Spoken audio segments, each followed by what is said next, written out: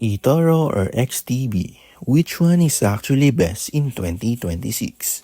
Both platforms are popular with traders and investors, but they are built for very different styles.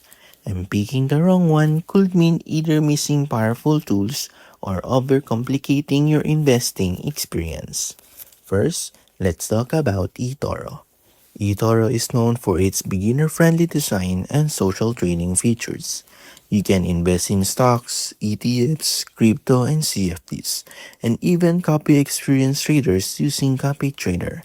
It's designed to make investing simple, visual, and easy to understand. Now let's look at XTB. XTB is a more advanced trading platform focused on active traders. It offers forex, indices, commodities, stocks, and ETFs, along with strong charting tools, market analysis, and educational resources. It's built for people who want more control over their trades. The biggest difference is simplicity versus trading power. So which one is best?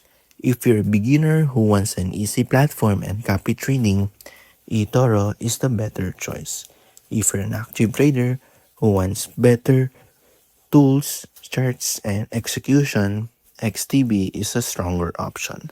For most beginners, eToro is easier to start with, while XTB is better if you want to seriously level up your trading skills. eToro versus XTB. Now you know which one is best for your trading style in 2026.